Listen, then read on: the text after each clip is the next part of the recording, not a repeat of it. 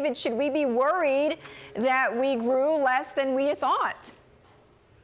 No, I don't think so. I think first of all, those numbers were pretty much in line with expectations, and I actually thought the number could come in weaker than that. The key thing to recognize here is you've got to dig into the details, but that number was pulled down by about 0.7% just because of a decline in energy investment spending.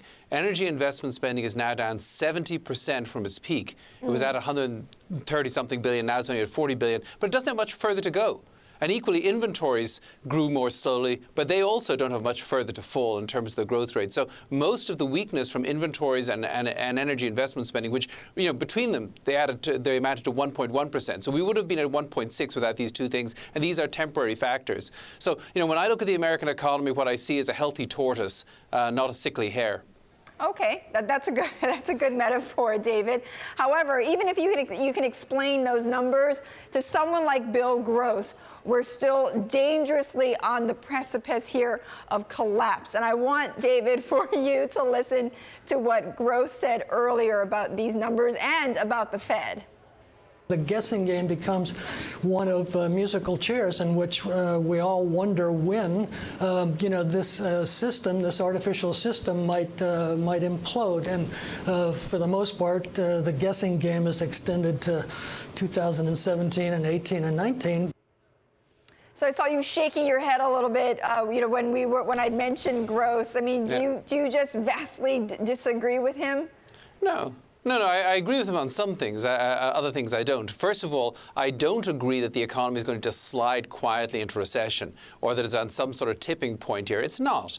There is no excess in the economy anywhere. That's really the problem. But you get recessions when you have some excess which then tips over and collapses. We don't have that. Economies don't die, expansions don't die of old age. They are assassinated. And I can't see an assassin right now. So I think the expansion keeps going. With regard to artificially propping up the economy, I think the problem is monetary policy isn't artificially propping up the economy. It's actually hurting the economy. What's so frustrating to me as an economist who studied this all my career is that I know that the first few rate hikes would actually stimulate economic growth. And whether it's the Bank of Japan trying to have zero interest rate policy, or Europe having a negative interest rate policy, or the Federal Reserve being too scared to raise rates a little bit, all of it is actually slowing aggregate demand.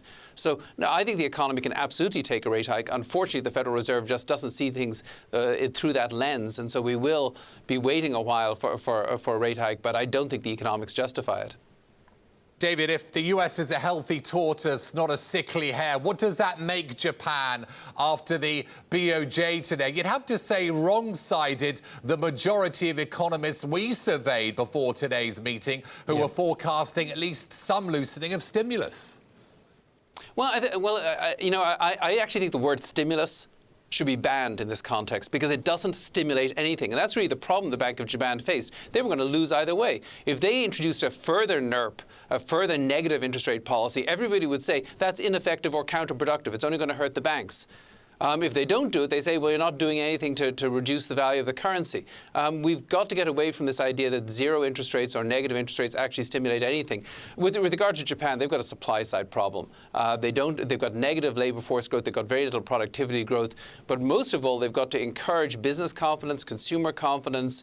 It's really a confidence game in Japan. And I think this huge fiscal stimulus, monetary stimulus, the constant refrain that the government's going to fix it, the central bank's going to fix it, that's what I think is suppressing the Japanese economy and to some extent the US and European economies also.